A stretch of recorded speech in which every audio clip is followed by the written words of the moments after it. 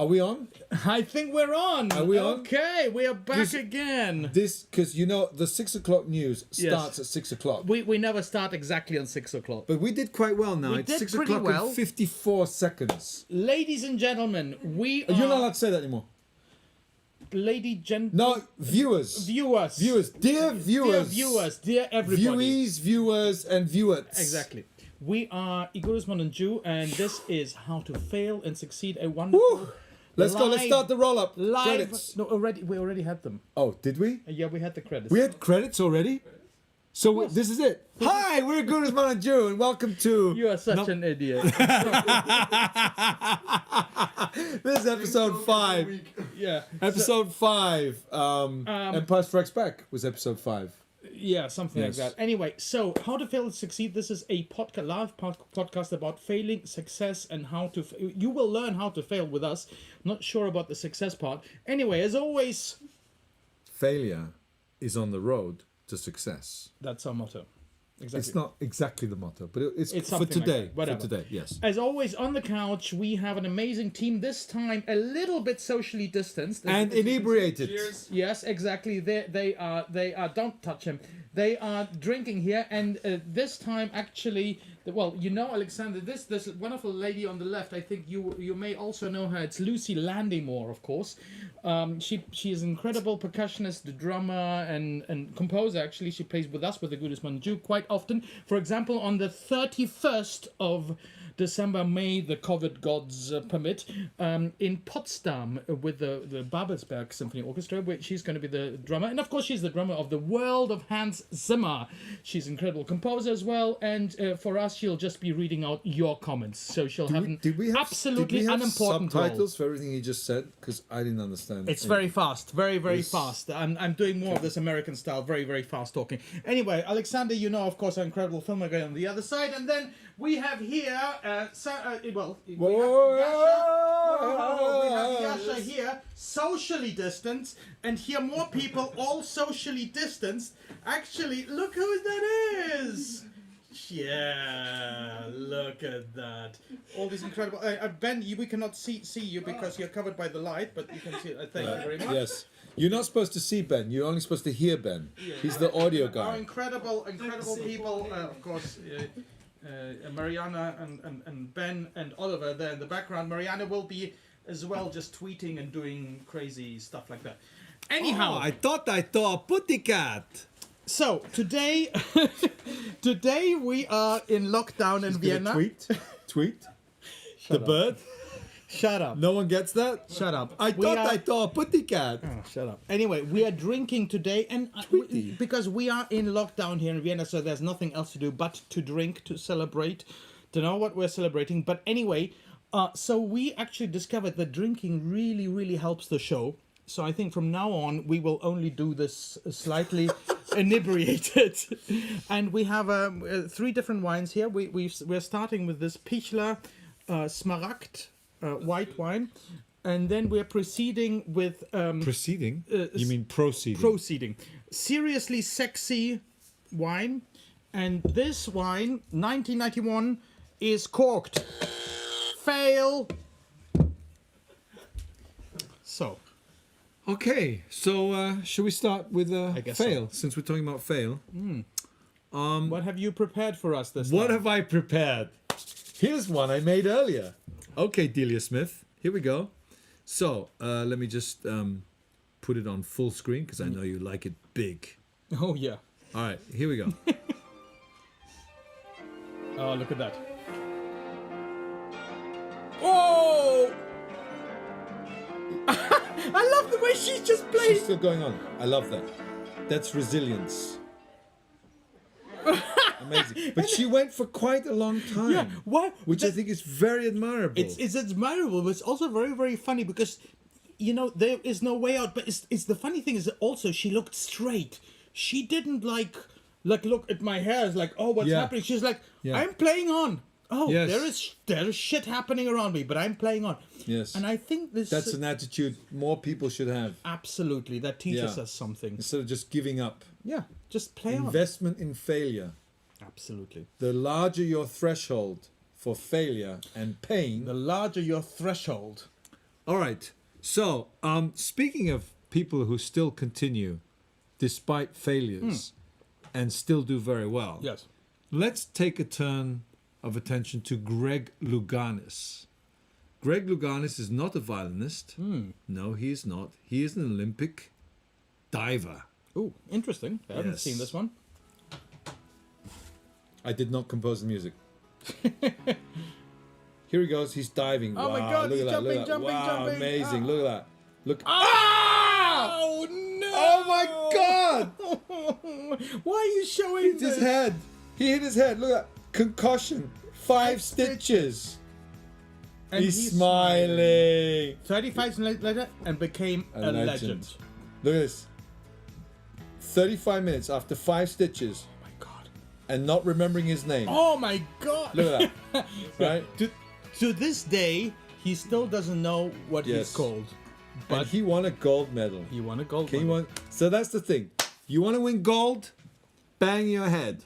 And have stitches. Yes. This is the lesson No, we this is learned from amazing. today. This is amazing. What I also liked about the bow hair girl is that you almost couldn't tell the difference between her hair and the bow.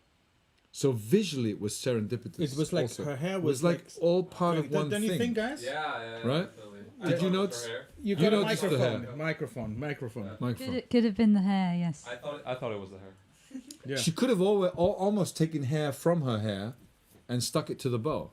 By the way, incidentally, if you want to chime in on any of this, Lucy will receive some comments and she will read them out to us. Maybe. Perhaps, but perhaps not. Anyhow, the theme for this episode actually is slightly different. It's stage presence. And Oh, did you say presents? I did. It's Christmas round the corner. It is Christmas. It is Christmas around the corner, and it's time to get your early Christmas presents. It is.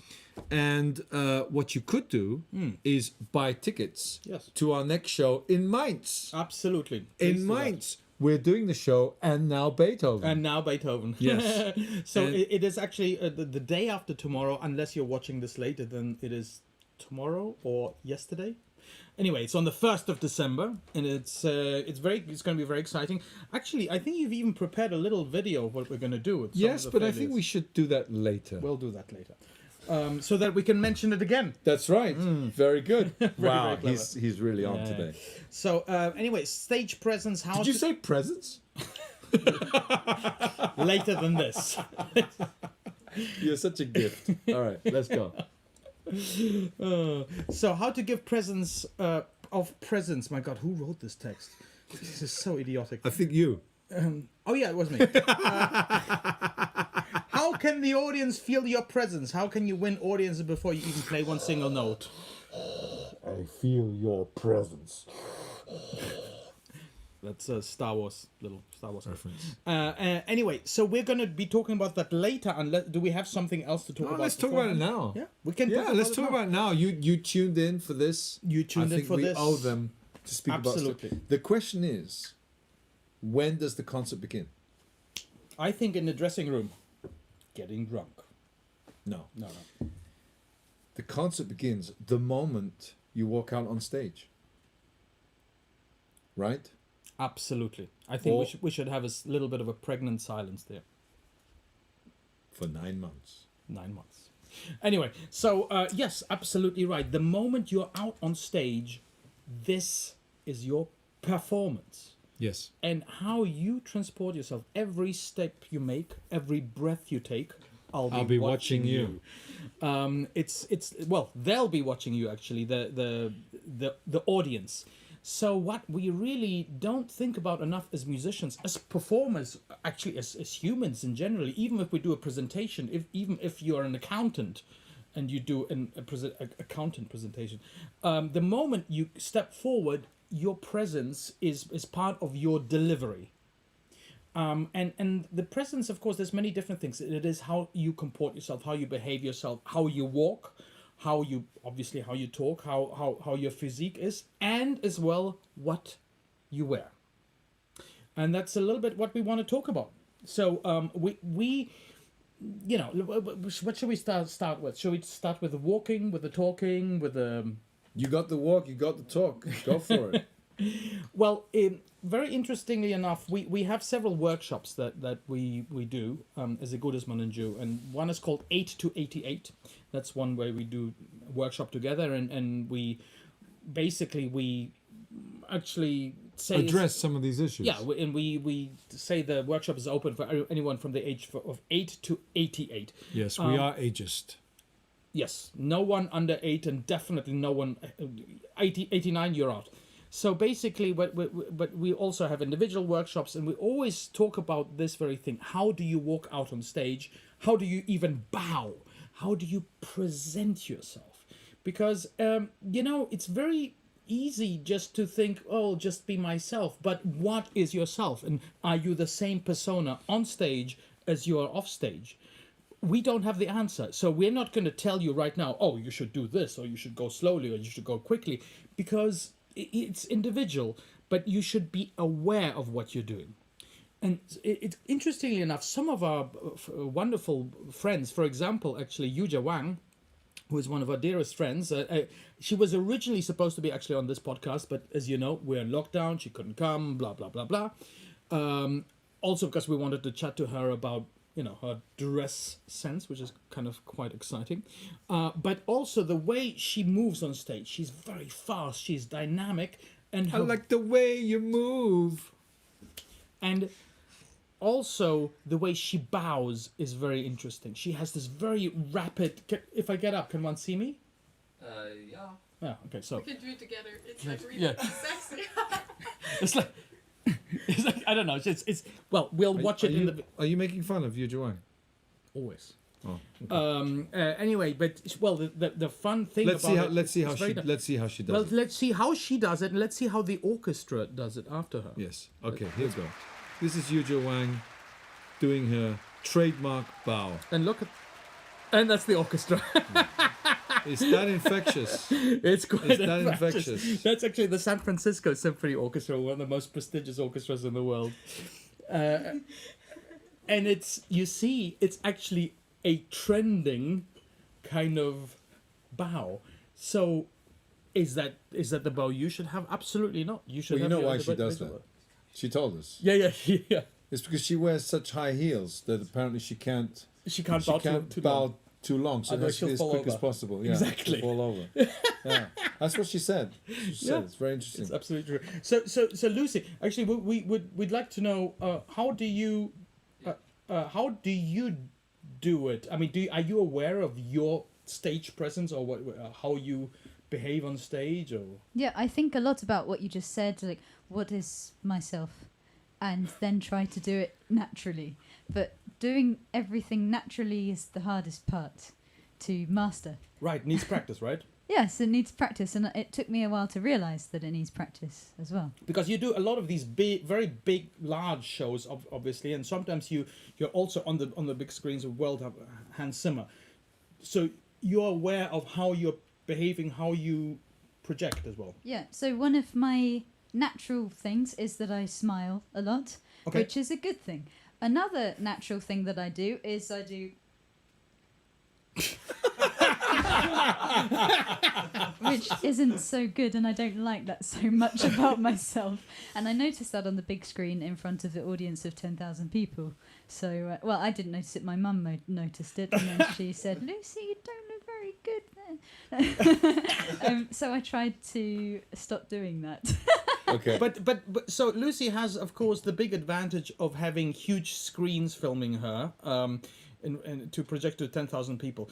However, you may not have that, but everybody has most people have an iPhone or some kind of filming device, or they know somebody who has one. So I really do suggest, if you have a performance, to actually film yourself, and don't just watch how you play. I mean, that's of course the most important thing, but also just observe yourself. How do you behave on stage? I mean, how do you bow?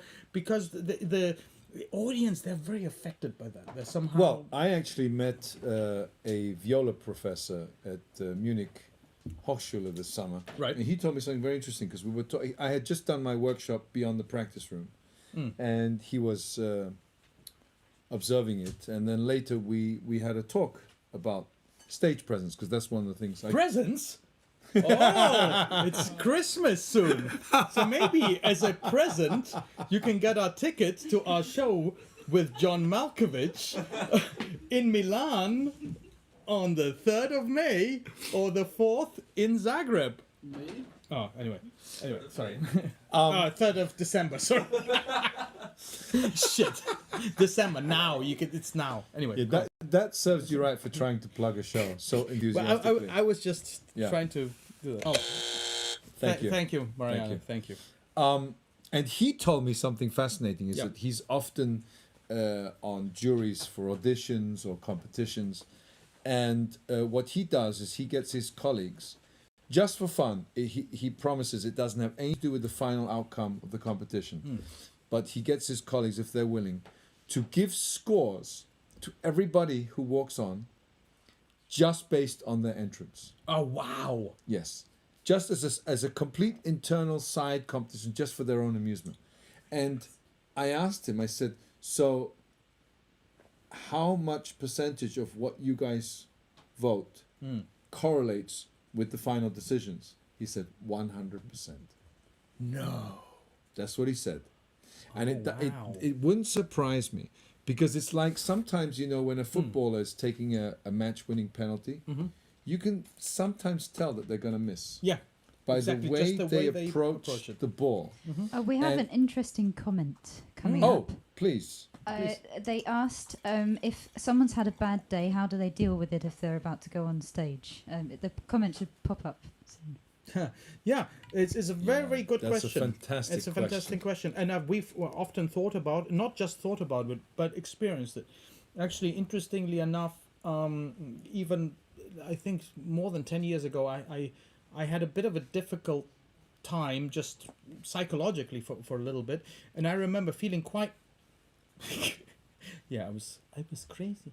No, but basically it was not an easy time in my life, and sometimes I felt very, very sad, and it was very strange to go on stage to do funny things while I was sad. It was really absurd. But there are there's different techniques, of course. First of all, everybody needs to cope with their own things individually. That we are not doctors, but I think one of the major ways is when I go on stage, I am myself, but at the same time I am not myself. I am my stage self. I am my stage persona. I think that's what you meant as well, Lucy, right? We have a certain amount of like stage persona that we play out. On stage, the wonderful thing is we can be whoever we like and however we like. We play a certain role based on us, but maybe slightly larger than us and a little more crazy, a little more out there than us. And that's really a beautiful thing. So that means if you're feeling bad, you can literally leave that in the dressing room and pick it up later if you want.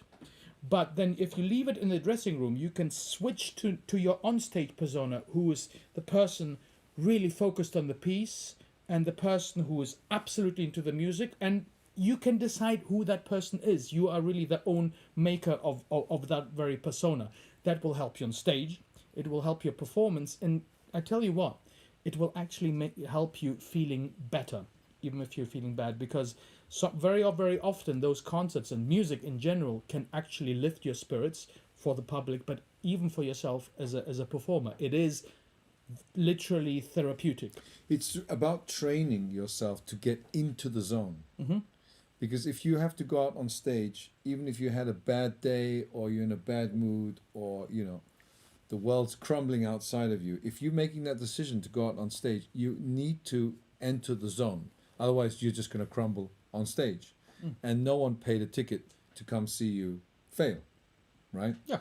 So this is just something that has to be practiced day in and day out. And for example, just one small concrete example. If you're like, let's say you're practicing and you're feeling suddenly that you're losing concentration or you're a bit tired, well, at that moment, you should just get up and like wash your face and go for a walk and get some fresh air and then come back. And with that sort of taking a break from what you're doing, no matter how short, and coming back, you'll see that you come with a renewed energy. You could do 5 push-ups, you could go for a little run, you could come back out of breath. But this thing of approaching it again and not staying stuck, you build up a threshold of being in the zone, out of the zone, and how to get back in the zone. And when you've incrementally practiced this over and over again, then you have an armory, for example, for this person who asked the question of being in a bad mood, of how to get in the mode, how to get in the zone. You've somehow practiced it, and you can somehow get yourself. I mean, there's been plenty of concerts where we've been totally tired, or we've even had an argument backstage, and we're not really in the mood to go on, but you just get in the zone. You get into the zone, you turn yourself around, and it's really important. Someone says 5 push-ups, that's a lot. It depends how you do them. Oh, yeah. 5 is better than none. 5 one-fingered push-ups. Thank you very much. On one hand. Try that. I'd show you here, but we don't have the cameras for it. Yeah. No, but sure we can arrange that. Yeah. So basically, it is getting into that zone, but all. And that's you could equate that with stage presence. Absolutely, and that basically you actually deciding your life as well, and this is something that invaluable lesson for your life in general, because are your emotions governing your life, or are you in charge of your life and your emotions? So many people would say, oh no, if I feel sad or this, there's nothing I can do. Of course, we're not talking about clinical depression here. We're talking about just mood swings that are natural to us human beings. But if we can take a certain amount of control, we can actually turn our life around in many positive ways. So I think that there can be quite a lesson for that. There's an Oscar-winning actor called Jack Lemmon. Great actor in movies like Some Like It Hot, The Apartment. And he said that whenever the camera says, and ready, action, before he goes on to take that shot, he says, magic time. And that was his way of switching it on and getting into the zone. Yeah, actually a little bit, it's really a little bit like this show as well. I mean, it's, we are literally ourselves here, but at the same time, of course, we are ourselves extra plus. We don't always talk quite as fast, quite as enthusiastically, and Yes, you do. Yes. Shit. Okay, there's some people who know us a bit too well. But Yes. not necessarily always are we on. We are not always on. And at the moment, of course, we're on for you and for us. So this is that part. This is the part of the stage presence of how you are on stage, how you behave on stage. There's actually a little game that we sometimes like to play, the model game. This is in our workshops where we just try to go on stage and pretend we're a model with the people who do the workshop, and this is but it's not as simple as that. Sometimes we just say, are you a bad model, are you a good model, and actually to really try to experiment with the different ways of walking, different ways of bowing, etc. Something you can even try at home. You can literally go in front of the mirror and start bowing. I mean, you'll feel like a bloody idiot, yes, of course you will, but at the same time it's silly and it's fun. And don't forget to put some stage music or whatever, what do you call it, the stage walk, the catwalk music on when you do that. So that's one way of practicing it. You have a question? Not a question. I just think we've answered the whole subject of this of this live stream. Yes. Someone says, going on stage as if to a hot date, not root canal. Love heart at the end. Yeah, That's a great comment. absolutely. That's a great comment. And most Better people, said than what we did. Yeah, most people go on stage, not most, but a lot of people go on stage as if they would be having a root canal. That's very true. They go on stage and they look miserable or sad or or afraid, or try to look very serious, bow solemnly, then dive into the music. No. I witnessed a very interesting case recently. I was at a violin competition and there was an extremely talented young lady playing. Okay, you can come. And I mean, she's really one of the most I'd say one of the most remarkable violinists I've heard in a long time. But her body language on stage was one that said, "Please don't look at me. Please don't listen to me." Uh-huh. And Fail. but unfortunately, she didn't go to the next round, which in a way saddens me, because I wish the jury had heard how amazing she is. Was she really good? I mean, astoundingly incredible. But I think my theory is, of course, I didn't hear all the other violins. But my theory is that she didn't do herself justice, because the way she walked on and the way she positioned herself on stage, all signaled, "I'm not comfortable being listened to. I'm not being comfortable watched and looked at." And I actually confronted her about this right afterwards, because I thought this is just too much of a loss. I mean, someone so talented, someone so amazing, and she was very open to my comments. And actually now she's working with a coach to improve her confidence, her mental sort of being. You know, this is really interesting, actually. Us musicians, we are supposed to be doing stellar feats. So we're supposed to be touring like crazy, one place to the next. We're supposed to be playing in front of huge publics to a huge amount of pressure. But once we've learned and studied with a teacher, most people don't take advice or any kind of coaching, which is kind of crazy, because any sports person on that level, on a high level, has coaching. Sports coach, take a sports coach or an acting coach or a therapist coach. I mean, an actor who is doing a new role, right? They are going to go to coaches, for example, in a particular accent or a particular thing. They're going to speak to people. They're going to be learning for that role. Why do we as musicians not learn for a new piece or for a new type of things?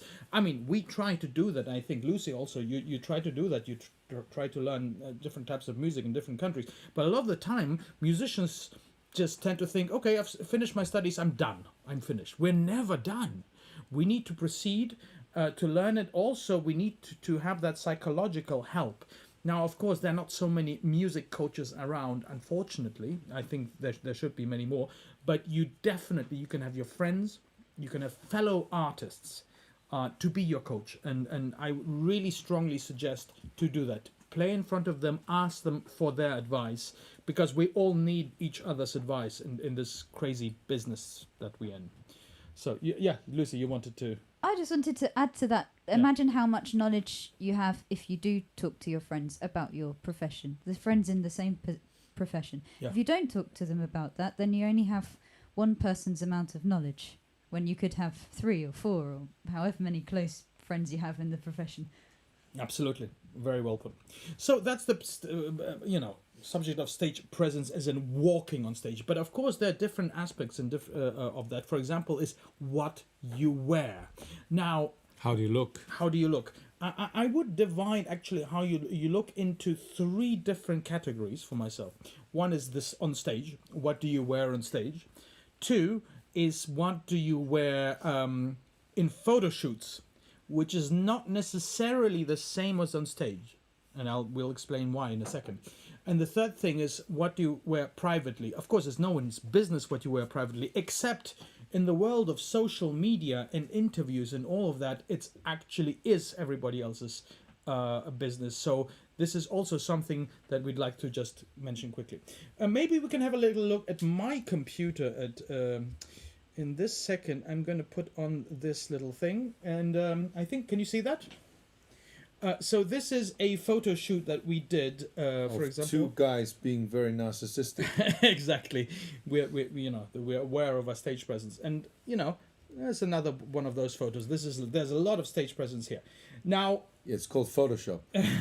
no, that is No, I actually, know, that's actually kidding. exactly what happened. Yes. So basically, if we have a little look at the clothing for that is actually our stage clothes, and we have a wonderful designer called Cleofe Finati, and Italian designer, it's a North Italian designer, who we get a lot of our, not all of our, but a lot of our outfits are from.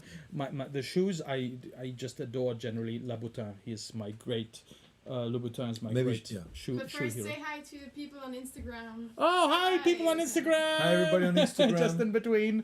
Hey, switch. Are you watching this? Are they watching this? Maybe. I don't They're know. watching you. They're watching us, watching you. Anyway, switch on to the other live stream. Yeah, switch on to the live stream on YouTube. Exactly. And Facebook. Do that. So, now, again, now we're actually going to go to some stage clothes. So this is some of our stage clothes here. This is a show called Upbeat, and this is actually a screenshot from a video. This is with the Vienna Symphony Orchestra. So interestingly enough, you see the orchestra black and white as it happens. So we try to wear colors that perhaps would stick out from the rest of them. So very often in a sea of black or black and white that you have in the music business, in the classical music business at least, something that pops can just look great. For example, we have the red theme for me and the blue theme for him in Cleofe Fenati, this fantastic designer. I think it looks rather good. Of course, Hyung-ki looks ready to get married to me, and yeah, this is quite an interesting photo. So this is very different. So this is a photo for Clash of the Soloists. Clashes of the Soloists is a show where we compete against each other. Hey, that's the bow from that girl. Yeah, it is. Very well noticed. Amazing. And we actually had body painting for that particular photo shoot. I still have mine. You do. That's actually the inside. Look at Hyung-ki's. That's the insides of the piano inside of that. And that mine is a violin, obviously. Anyway, so what we did there, of course, is quite so different. glad you Pointed cleared that that out for us. Of course, we would not wear that on stage. However, just as a contrast, to have a look what we did wear on stage for that show, very extreme. Look at that. We had a Barbara, a wonderful personal designer. She actually designed these crazy outfits for us for Clash of the Soloists. It was very intricate. Obviously, we do crazy stuff. You don't have to wear things that are as crazy as that, unless you're in the pop business, whatever, that you can wear what the hell you want. Here's another nice photo of Clash of the Soloists. I'm about to chop his hand off in that photo. So it's very, very extreme outfit, but of course it really pops on video and on stage as well. The next show, very classic show. It's called And Now Beethoven. That's actually the show we're about to do in Mainz. Amazing. On December 1st. December the 1st. So you better come to that. And Now Beethoven with the dude actually behind us, Beethoven himself behind us. And this is a show that we did with Yuja called The Clone. And you can see us unpacking her. Now, interestingly enough, we are dressed kind of like very differently of how we would ever dress on stage, with a tie, actually some musical ties that we have here, and very kind of a little bit classy things. But, here's another one of those. But it looks great on photo. So... Can I just say that that dress thing that Yuja is wearing, I had that replicated for your for size. Myself. Yes. So I'm wearing what she's wearing. At the beginning of the show, he was wearing what Yuja was wearing. The show we did, yeah. And I actually came on dressed as Yuja, and there was some confusion in the hall. Yeah, because from further away, literally, we played this. This is not a joke. We played the show in Carnegie Hall, yes. And it's from further away. You can't really. The funniest comment was the next day. Somebody said, somebody said from the back. They at the beginning they said, "Oh my God, I think you just put on quite a bit of weight." Another one was a guy came up to me the next day and said, it was really interesting because I had just sat down to get settled, and on that very day I just came from the optician and I got a new pair of glasses, and I sat down. I hadn't tried them. I put them on just before you walked on, and I had to double check my glasses, because he thought there was something wrong with his glasses. So that's thanks to our designer Barbara Demet Honau, who made a wonderful replica of Yuja's. Oh, there are two comments, but one for now. Do you have a photo of that? Of James me? T says. I do. I do. Who's asking? You have to pay a lot for it. James T. James T. Wow, is that James Taylor? Wow, exciting. Yeah, have a look at it. I have to We can find it. Maybe meanwhile. I'll try to find it. Meanwhile, let's have a little look. We'll go back again. Again, this is actually by Cleofe Fenati, by this Italian designer.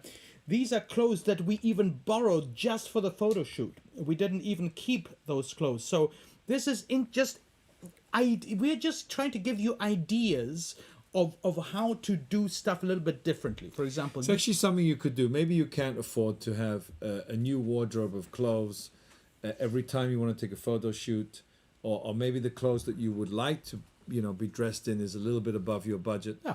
Maybe strike up a good relationship with a designer, a clothes store.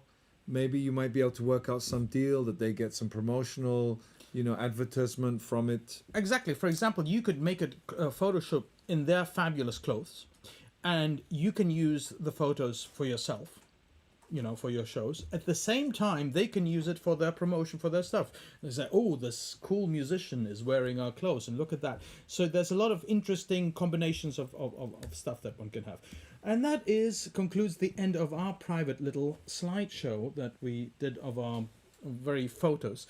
Hyung-ki is still looking of Well, you in the dress. I do have actually one photograph Okay. here. Can we see that? Can we switch to Hyung-ki's computer? Yeah.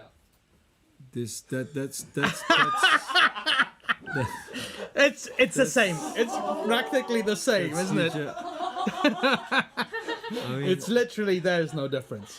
I don't think there is any. I wish Yuja was here now. the hair. Oh, Yuja, if you see this, we miss you. We love look you. at that.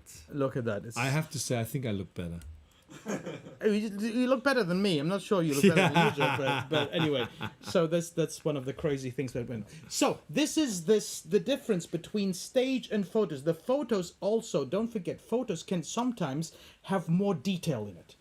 Photos, you can go very intricate with the motifs of that you have on stage. However, you may want a bit more bling. Not necessarily bling if you don't like Especially bling, if you're a rapper.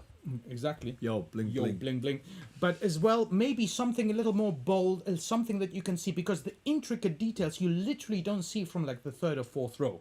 So Can I just say something? Stage clothes, comfort, wins over look. yeah, They have to be comfortable. There's no point you going on comfortable enough stage, to play. Yeah, looking like Lady Gaga. unless you're Lady Gaga. Unless you're Lady Unless Gaga. you're literally Lady Gaga. But the clothes restrict you to be comfortable. That I would say that's a silly decision. Yeah. We have a comment 8 minutes ago from Philip.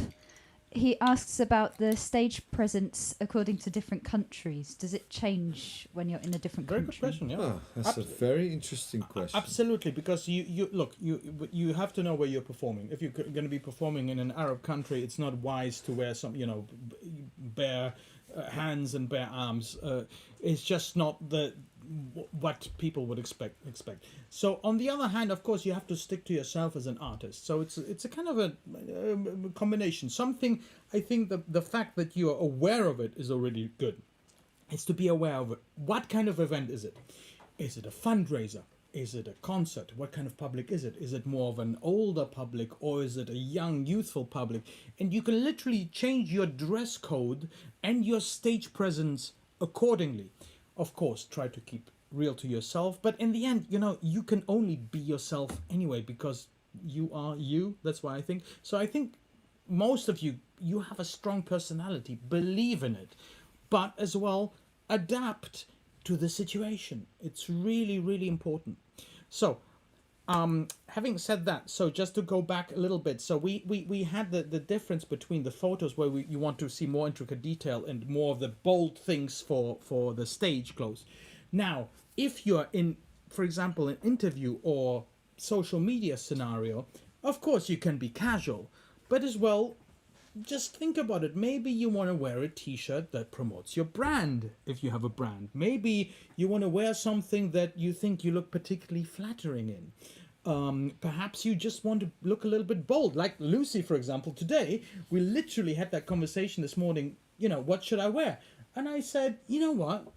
Just wear something that represents you as a bit more out there, but maybe a little larger than life. and this is a really cool jacket. I think you bought in Thailand.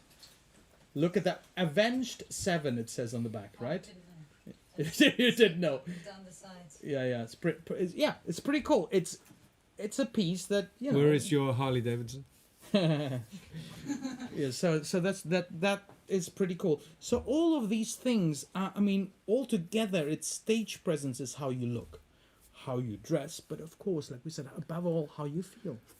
Someone on Instagram was asking, Yes. where do you get your shirt from? Where do I get my shirt from? So this is interesting. This particular shirt is Izumiyaki. Who Is it? Yes, it is.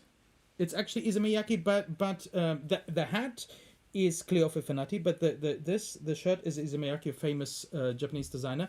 But however, Izumiyaki very often is known for more the creased kind of He things. ironed it. Yeah. Lucy said I ironed it, but it isn't. It's a kind of modernist design, and I kind of fell in love with that. We have some money here. Because of the Izumiyaki. Oh, I see. What, I should give him some money for saying Issei Miyake, or? It was like, Because it's so fancy. You're throwing around the money. Anybody that shows off that they're wearing Issei Miyake, I think needs to be a little bit. By the way, Thank you. we're going to be like Mr. Beast now. If you guys comment, we will give you 10,000 euros. 10,000 euros. Anyone who comments, one of you, we will give you 10,000 euros for something. I don't know. 10,000 euros. Yes, a lot That's of a euros. lot of euros. That's a lot I of don't euros. agree to this. No. We have to think of it. We should do like a Mr. Beast episode. You know, Mr. What? Mr. Beast, the most famous YouTuber, basically. Mr. Beast. Mr. Beast. Has he heard of Igudesman Joo? So, sorry, quid pro quo, whatever that means. Anyway, some Latin thing. he is a guy who gives away literally like millions. Oh, to people. Mr. Beast. Yeah, sure. I know. I know you're talking about. Anyway, we should do that, but with euros, because we don't Euros. have quite as many followers and quite as much money as him yet. So we should start with the euros. We can just do exactly the same challenge. Just copy his challenges. Just give euros instead of euros. I think it's a great idea. I think we should give a little shout out to our incredible photographer, Julia Vesely. Yes. She's been with us a long, long time, since 1991. And she has all the photos that you have seen, by the way, are all done by her. We've been very, very faithful to her as well. She is indeed We have cheated on her once or twice. Yeah, once or twice. Once of or course, twice. but mostly it's really she is fantastic. We'll mention her in the comments below as well afterwards, obviously. So She does fantastic photographs of musicians in general. She's done. That's her thing. She's done some of the greatest classical, especially classical musicians. Also alternative. Yeah, absolutely. She's wonderful.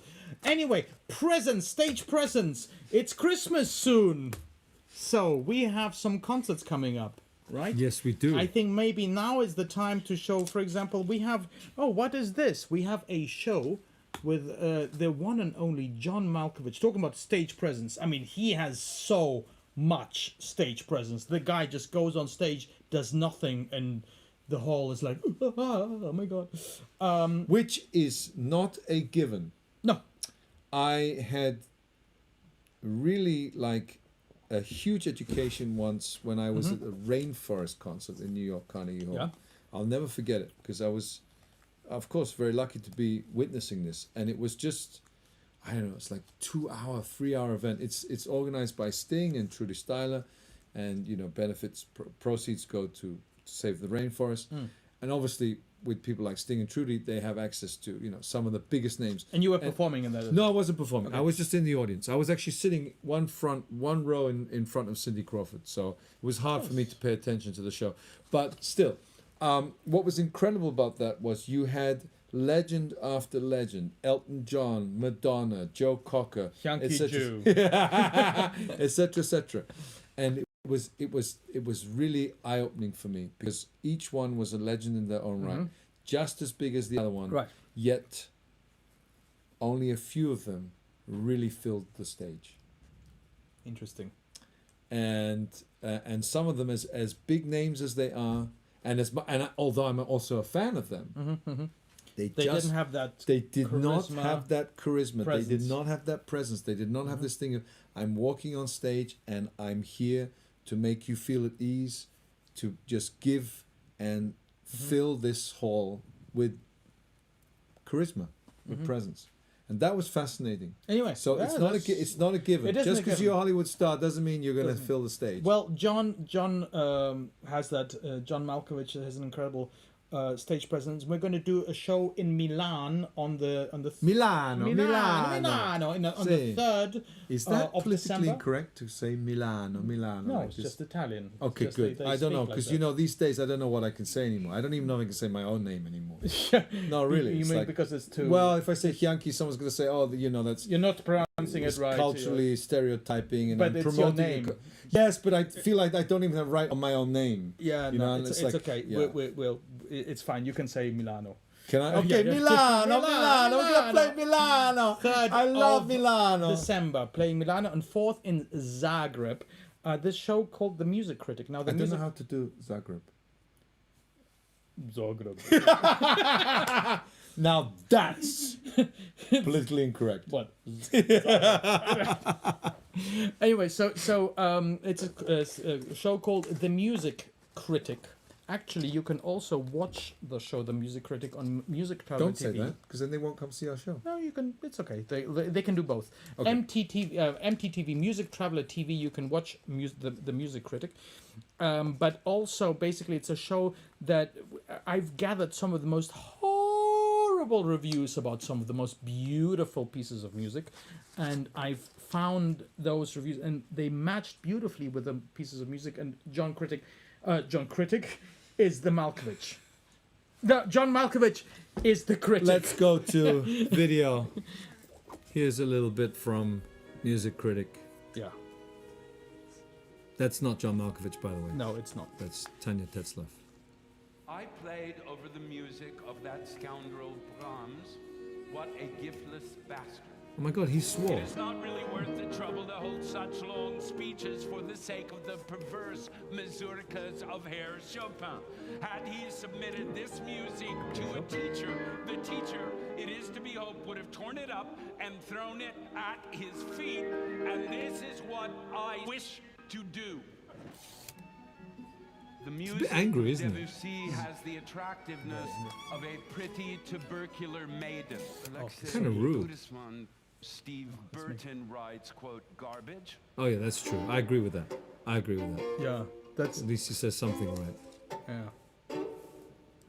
Oh my God! Look at him. He just throws my ball around. Anyway, later on, I found a horrible critic about John Malkovich, and I said that to music. But you know, I think you'd have to go to the show to experience that. And of course, we play literally the day after tomorrow, on the 1st of December. We play our show. My God, it's already yes. on the first day of December. My true love said to me, "Go to Igudesman Joo in Mainz."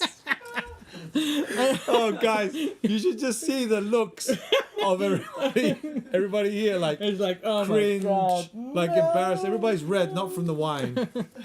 I'm the only one that says be red because I'm Asian. Anyway, have a look. Have a little look at what we're going to do in Mainz. We're going to I'll explain what we're going to do. Have a look at this. This is quite exciting. Ladies and gentlemen, we are here backstage rehearsing for our new show. And That was true. now Beethoven. That was where from we're a gonna rehearsal. break the world record for the fastest 32 piano sonatas. We by should do one Beethoven for the in fastest world. talking This is host. Hyung-ki Joo. Yeah. He is rehearsing to play Hyung-ki all Joo. the sonatas in under See? 5 That's- minutes. that's Please racially with the inappropriate tour dates there. here below, Thank you. And now here by the side. That's not the tour on other dates. side, up, It just says they're check the everywhere. website. We're Oh, playing what website? everywhere. Maybe you should Yeah. say which Anywhere website. that Our happens website. during Corona. So Yeah, maybe come you should- join us and witness this extremely Did I say exciting witness? occurrence with Igudesman Joo. Oh my God! Okay, that's very, very exciting. So listen, the show is really a lot of fun. There will be the world record of the 32 piano sonatas, which every evening this guy tries to break and then he fails. But then again, the show But is called... I try. He tries. The show is called How to Fail and Succeed. We do that live. We do that online. That is literally our life. But we want to partake As with Denzel Washington said, fail 9 times, get up 10 times. Exactly. So, but I think that's wraps it up just about. We will have our next stream. When will we have a next stream? I hear you cry. I will tell you when we'll have next stream. On the Monday. No, Tuesday. You say you don't like On Mondays. Tuesday. You. The 20th. I would like to. I like it to be on Monday. Shut up. Shut up. Okay. 21st. Tuesday, December 21st. December on the 21st day of Christmas, my true love said to me, watch stream number 6. Which will be about what? Which will be about. About what? No, you know what it's going to be about? It's going to be about, does one work like a dog, like a workaholic, or does one have a relaxed approach to life? You know, are you full on or are you laid back? How much energy should you spend on your work? How intense? It's just things dropping out of my ears. Don't worry about it. How intense should it be, and how important is intensity? And how important is it to take breaks in between work? That's going to be a beautiful subject. Join us again on the 21st of December. It's going to be a special Christmas episode. We're all going to be dressed up. It's going to be beautiful. It's going to be jingle bells, jingle bells, jingle all the way. Anyway, well, let's keep it for that. So thank you again. We're not again. very good singers. No, we're actually on stage. We are stage presence. Anyway, so we have Lucy. Thank you, Lucy Landymore. Thank you so much. Bye-bye. Thank you. Thanks for maybe before we say goodbye to Lucy Landymore, maybe we could just have one fact. Yes. Just one fact. Lucy is a master of facts. Yes, she just knows. She knows Like, stuff. If you can't think of one, how about Ravel's Bolero? Yeah, maybe. For example. When he started to write it. That's right. When he was, just you found out. She found out something very interesting, and we'd like you to comment on that. I read somewhere, well, actually, yeah, maybe I did, that Ravel started writing Bolero when he was 4 years old, and that's why it starts off a bit... Shit. Yeah. And then he slowly gets to know each instrument and starts with the snare drum, and then he adds in some flutes, and then goes to the next stuff. Oh, trombones. And then he learns about the brass instruments. Okay, so I'll add these in as well. But he doesn't learn any more rhythms or any more tunes. He only learns about the next instruments one after the other. And then finally, when he's a bit older, maybe in the 40s, he finished the piece. Interesting. So please comment on that, and see you again. And that's a fact. And that's a fact. That's a fact. Exactly. See you again. We actually have 2 Landymores in this room. We have 2. Yes, yeah, We exactly. have 2 It's Landymores. very exciting. Holy crap. See you again on the 21st of December. Please subscribe. 6 p.m. Central European Time. Subscribe or something. I press buttons. We don't really know how this thing. Well, we do. We're not that old. We know how it works. Subscribe, press buttons, and notification and all that crap. Anyway, join us live for the concerts while we still can. And I think we can roll the credits. No credits. Oh, No there are no credits. credits. So how does it stop? Does it just stops in the middle?